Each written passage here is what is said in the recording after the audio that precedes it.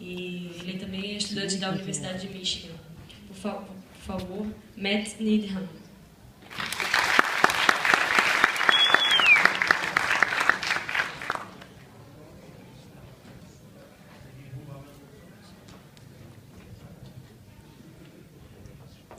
Olá. Oi. Obrigado. That's the only Portuguese I know. Hello. Thank you for having me here. Thank you to EPL and to Juliano. I really am sorry that I cannot speak to you in Portuguese. I was in a taxi cab yesterday with a new friend, and he asked me, "Is this your first time in Brazil?" And I said, yes. And he asked me, "Are you liking Brazil?" And I said, "Yes, very much. I love your barbecue." And I asked back, I said, "I know I speak no Portuguese, but am I fitting in?" And he said, "Matt, my new friend, you're 100% complete gringo." So, thank you for having me here, despite my English for you all. I hope to have a presentation that you can understand and that you find exciting. What I want to talk to you about is Students for Liberty, my organization that I am a part of, and that EPL, Estudantes, Pela, Liberdade, is also a part of. What we're all about, and what all of you, by being here, are a part of. The global student movement for liberty. So today, I'm going to talk about Students for Liberty around the globe. I'm going to talk about where we came from, what we do today, and what we plan to do in the future. And then before I close, I want to challenge you all to get involved in this fight for liberty. So Students for Liberty is a global network of student groups led by students like you all. Our organization brings together all of these students and student groups to organize conferences, like this conference today. We provide resources to student groups, which I'll talk about later on. We provide training to leaders in how to run an effective student group for liberty. And most importantly, we are truly an international organization. I go to school in the United States, in Michigan. All of you are a part of our network, being a part of EPL here in Brazil. We have students throughout Latin America, in Africa, Europe, the Middle East, all over the world. And I'm excited to be here today to tell you more about what other students are doing around the world. Most importantly, Students for Liberty is run by students to help students. I am the chairman of our North America operations, what we do in the United States and Canada. I'm in my senior year as a student of political philosophy. Our student leaders throughout the globe maintain a presence in our organization so that we provide what the students want. And we know this because the students are in charge of our organization. So, some of you have asked me, where did Students for Liberty come from? Students for Liberty was started 6 years ago now, in 2006, or 7, sorry, by a group of students in the United States who all had their own student group for liberty on their college campus, but there was no connections between them. There was no way to bring together the different student groups to build a larger coalition, a larger movement for liberty. And nobody knew the best way to run a student organization. If you didn't have one on your campus, but you wanted to start one, there was no guide to help you start a student group. If you did not know how to organize a protest event, there was no clear resource or instructions to help you do this. So Students for Liberty was formed between these different leaders who had their own groups, to form a coalition, to form a partnership of different groups, and to help each other learn the best way of doing these things. And we are Students for Liberty because we believe that the world will change if we change the way people think, if we focus on the ideas. Which leads me to how we want to change society at Students for Liberty. And we actually base it off of what Hayek had to say about production in economics. So if final products from producers started with raw materials, were produced into intermediate goods, and then came together for the final products, as those of you who are familiar with Hayek's production triangles will know, we looked at how we are going to change the world to people who care about liberty. We start with students, young people who are thinking, who are challenging their mind, who are asking questions about liberty, about justice, about philosophy. And then we want to identify these students who are thinking about these ideas and finding the ones who want to be leaders, who want to get other students involved, who want to start an organization, who want to organize an event. And eventually, once they are done with school, they become what we call in the United States alumni, graduates, people who go on to start a career maybe in business, at a nonprofit, NGO, maybe as an academic, as a professor, or maybe you'll be in the media, be on television, in the newspaper. Any different way, path you want to create for yourself after you are done with school, we want you to be a part of creating a free society and a free academy by continuing to value liberty and to express it in many different ways. So what we do as an organization is support students, and this is our mission statement. And I want to explain a little bit what it means. So we're unified because before Students for Liberty existed, there was no single organization that brought together all the different student groups throughout the United States and the world. We are student-driven because it is the students that have the power in our organization. We have grown so much, and our programs are always running because we do have a full-time staff now, employees who work for Students for Liberty. But our strategy, our goal setting, and our activism is all driven by the students in our organization. We support students and student organizations dedicated to liberty. And liberty is the heart of our organization, what really brings us all together. We take what we call in the United States a big tent approach to liberty, which basically means if you care about liberty in whatever way it means to you, we want you to be a part of what we're doing. We're not trying to be an exclusive organization. We want to bring in as many different ways to look at liberty as possible. But it's important to embrace complete liberty, not just liberty in different ways. Sometimes you'll see a political party that stands for economic liberty, but not social liberty. Or maybe an organization that cares for social liberty, but does not defend economic liberties. And we believe that you have to stand for all areas of liberty if you are a true liberal. So economic liberty, the ability to go and provide for one's life peacefully. Social liberty, the ability to live your life as you choose, so long as you do not harm others. And academic liberty. As students, this is very important to us. The liberty to speak freely, to think freely, and to express oneself freely on a college campus. So with all this background of what Students for Liberty is and how we came together, I want to talk to you about what we are doing today around the world. One of the key things that we do are run conferences, such as this excellent conference put on by EPL.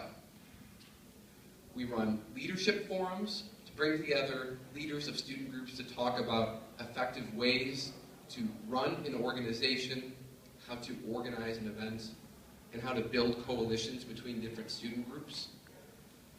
We organize regional conferences I believe EPL does this in different parts of Brazil as well, to bring together all the different members of groups in a region. This picture here is from the European Students for Liberty Conference in March. It was their second conference ever with over 300 attendees, so it was the European Regional Conference.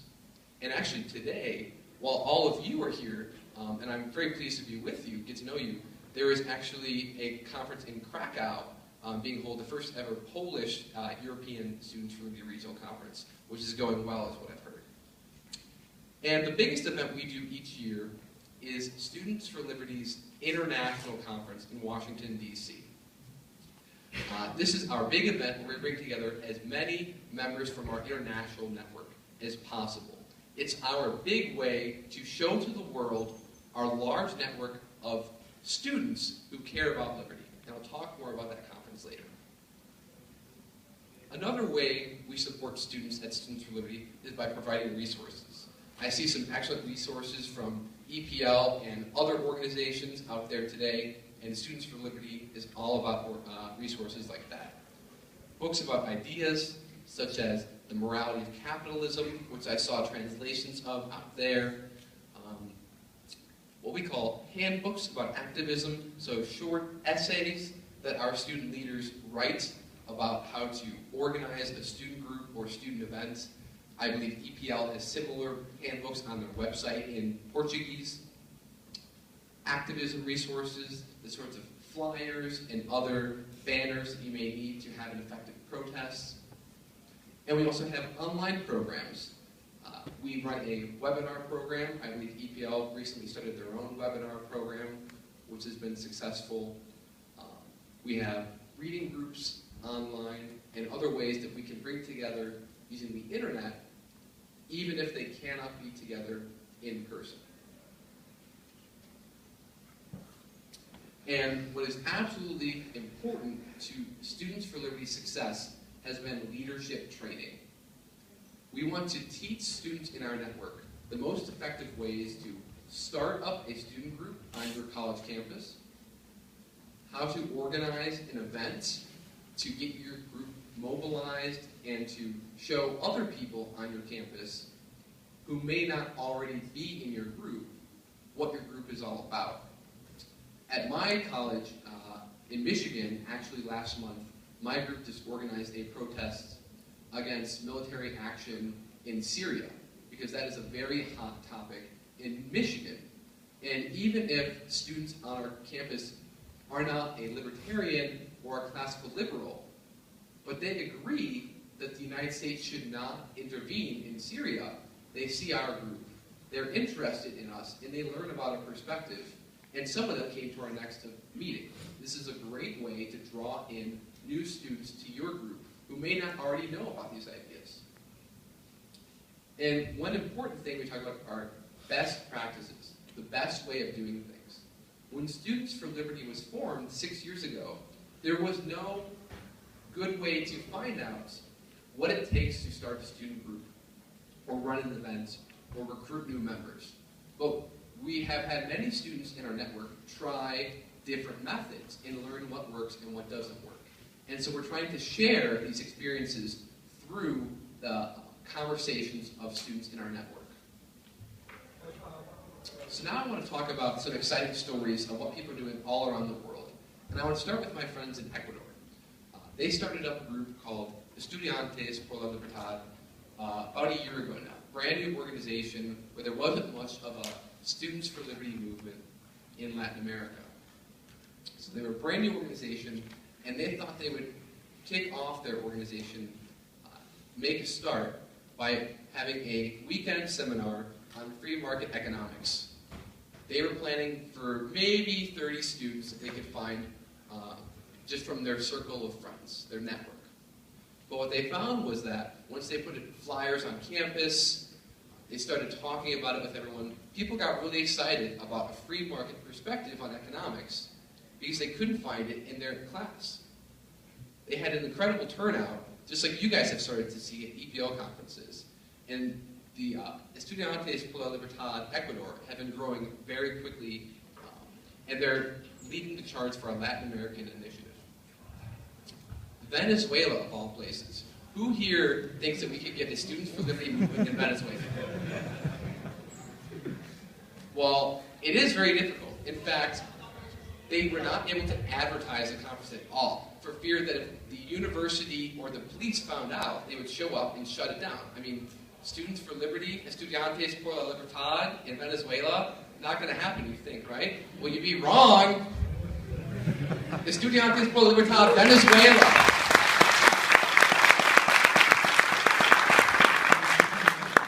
So they couldn't advertise on campus. They couldn't put up flyers. They couldn't post on Facebook, the websites, because they feared that the police would show up. Just strictly word of mouth. One person told their friend, the next person told their friend, but don't let it get out in public. Well, they ran the conference, and during the final session, the Chavistas actually showed up, and they exited before the entire force got there. But a really inspiring group. Anytime I get frustrated, I feel I'm tired, I think to this team in Venezuela fighting for liberty, and they are an inspiration to me. Venezuela, that group also did a very exciting protest event called a free speech wall.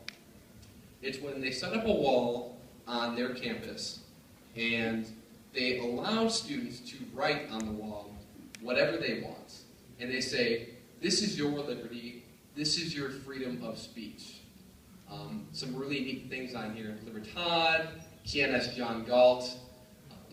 These are really popular in the United States on campuses. I would encourage you all to do a similar event. And it's a great way to get conversation going. Again, the students don't have to be classical liberals or libertarians. They just have to have something they want to say. And then you start a conversation with them about the role of free speech on campus and in a free society and what it means to express your liberties. Also, very exciting things happening in Nigeria. We had our very first regional conference in Nigeria this summer, or in all of Africa for Students for Liberty. First conference in Africa this summer. And it was in Nigeria, and about 3 weeks before the conference was supposed to happen, the university professors went on strike. And apparently this happens quite a bit. And all the students went home. They left campus. So our organizers were worried about the turnout, but I think you'll agree with me, this is a pretty incredible turnout for a conference of Students for Liberty in Nigeria. Really exciting things happening there, and I can't wait to see what their leaders do in the future. Another neat event they did with our group in Africa was a play they put on, a musical performance. And what they tried to do was tell a story through a musical performance, a story about liberty, and how one individual found liberty in his life, and what it meant to value liberty and to fight for liberty. They went on a tour throughout Nigeria, Ghana, Togo, and Benin, and they had great turnout for these events. And again, this is a great way to meet people who don't already know about these ideas. Maybe they're just interested in art or in music. And if you tell them a story about liberty, it's a great way to engage people, to interact with them, even if they don't already know about these ideas. This year, our international conference in February was a huge success. We had 1,400 people from all kinds of, I believe, over 30 countries there. And we'd love to have all of you there if you can make it. It will be February 14th through 16th of next year. We have lots of fantastic speakers, such as Justin Amash, John Stossel, Magate Wade, an entrepreneur from Africa. It's a really unique experience where you get together with students who care about liberty from all over the world, and you talk about these ideas, you talk about your experiences on campus, and you talk about what it means to fight for liberty in the face of an administration who doesn't support you, professors who don't support you. But it's really exciting for me to see how much Students for Liberty has grown, from the first ever Students for Liberty conference to this international conference of over 1,400 people in one place. And students like you all over the world who are going to events, who are organizing groups, who are talking to one another about what these ideas mean to you. But this is just the beginning of what we want to do at Students for Liberty. We're looking towards the future. We want to be a expansive, exploding international network of young people. We want to be defending individual liberty, free markets, and peace everywhere. Our goal is to make libertarianism or classical liberalism, whatever term you may want to apply to it, these ideas of liberty, free markets, and peace. We want to make this the most popular political philosophy of our generation.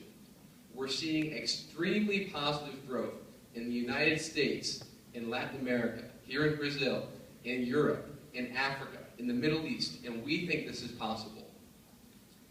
We've got liberty in Venezuela. We've got liberty in Georgia. We've got liberty in Africa. We've got liberty in Europe. Young people today are fed up with big governments, and they are looking for a positive future through individual liberty, through peace, through free markets. And we need your help, because this is just the beginning for us. So I want to challenge you to get involved. If you're not already the part of a student group on your campus, join one or start one. And our friends here at Estudantes, Pela, Liberdade can help you. They have an executive board. They have local coordinators, people who have done this already, and they want to help you get more involved. Make use of their resources and tutorials. Check out their website and see what they can offer you as someone who's interested in the ideas of classical liberalism, as someone who's interested in being active about these ideas. I'd like to invite you to attend Students for Liberty's International Conference. Again, it will be in February in Washington, D.C. I will be there. Other members of EPL's leadership will be there. I know it's difficult to get to D.C. It's not exactly a walk, but if you can be there, it will be the experience of a lifetime, and you will open up many great opportunities for yourself. I'd also like to let you know about our Estudantes por Libertad conference, our Spanish-speaking Latin America conference. It will be taking place in October in Chile, and for more information about that, please check out our website, www.studentsforliberty.com.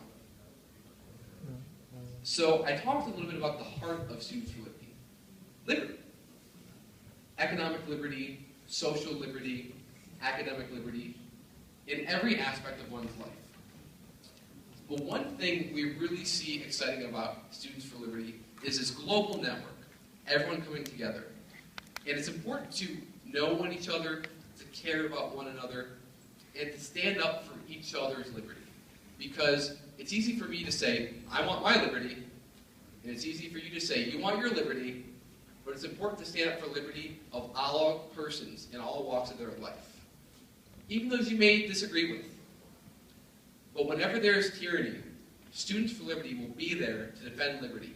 And I am glad to have our partners with Estudantes Pela Liberdade, all of you here, joining us in the fight for liberty in Brazil. So I hope you will join me in the fight for liberty. Thank you.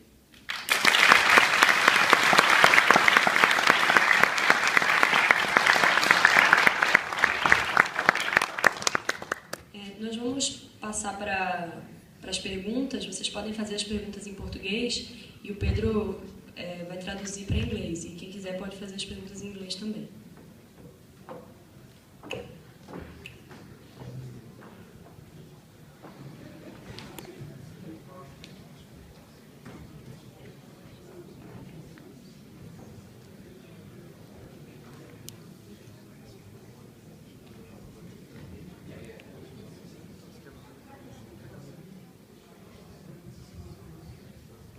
Hi.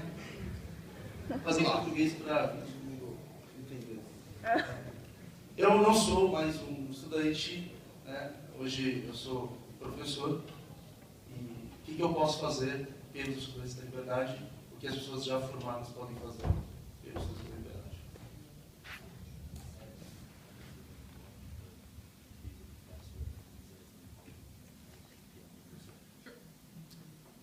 So, great question.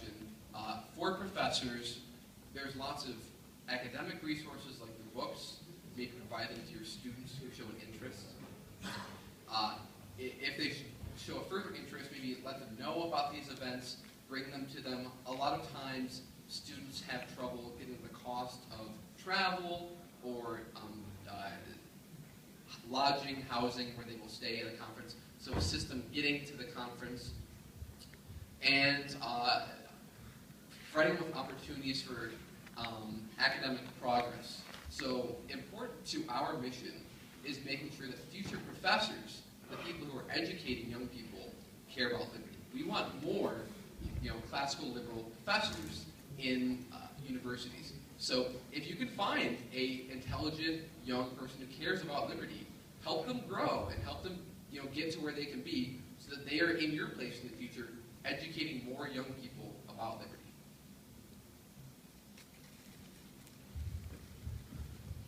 Fala com Trintinho, que é coordenador de São Paulo.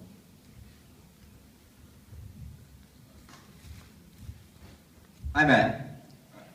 First, I want to thank you for speaking such clear English that was easy to understand. So in your experience with going to all these international student groups, I wonder if there's any challenge that is common amongst these groups that you might not even realize is a challenge that you will be able to provide some assistance with.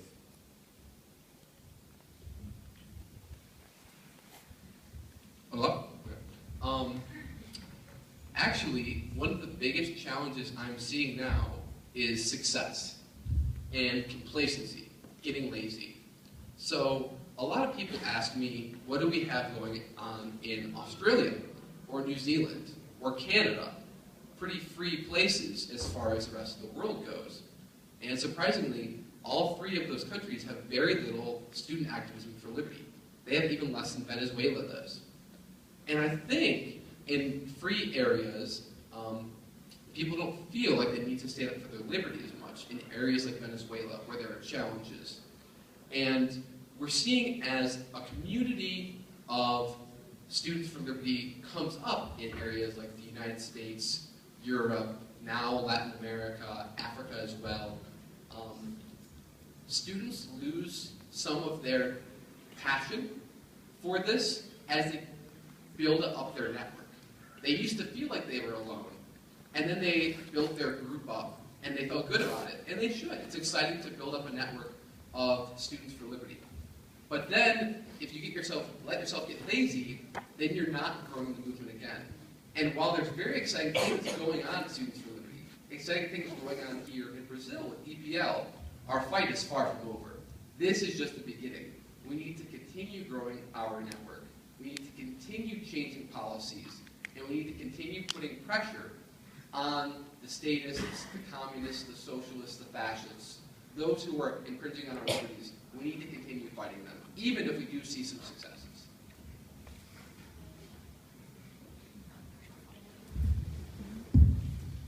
Well, hello. First of all, good afternoon.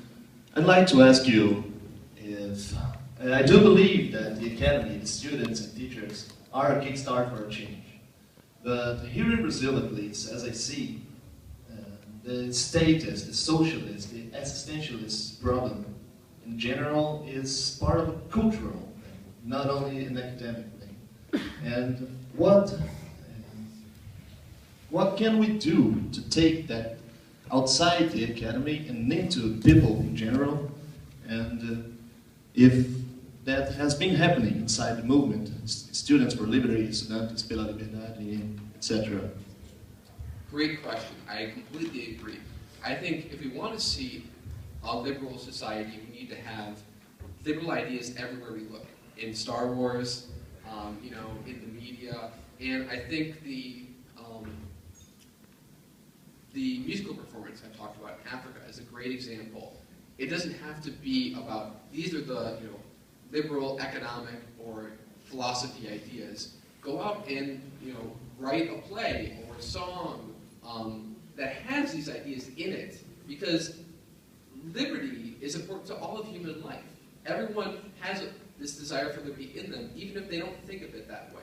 So different ways of expressing yourself, different ways of art, different passions, tying it in some way to your expression of liberty, I think, is essential to what we're doing.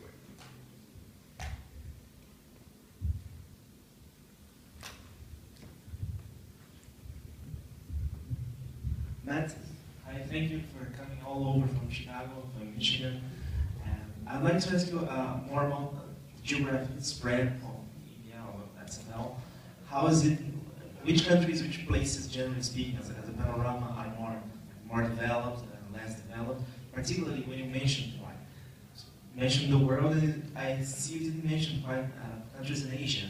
That was the list, and I saw Afghanistan was there right at the beginning, but other than that, like East Asia, the free part of East Asia, China, Southeast Asia, India, and I'd like to know about that. Thank you.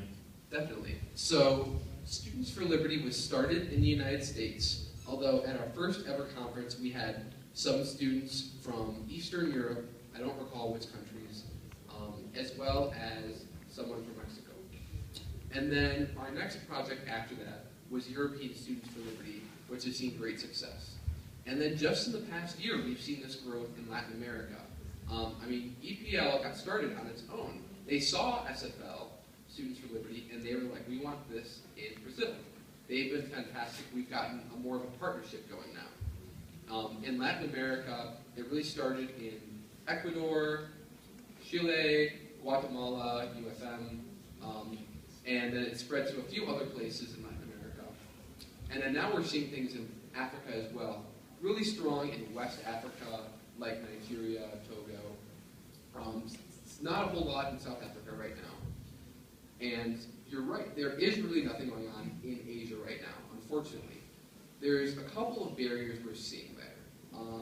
The university model there, what universities like, is very different than other universities in the West. Also, the language barrier is difficult for us. Fewer texts from liberal backgrounds have been translated to Asian languages as compared to Spanish or Portuguese languages, the European languages.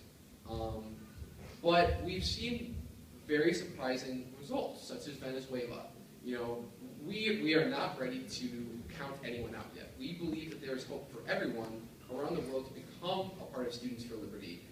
It just takes the right leaders and providing them with the right resources and opportunities. So we are always on the lookout for more young people with the passion for liberty, and we will provide them with the training and the resources to bring about a bigger network for them in their area.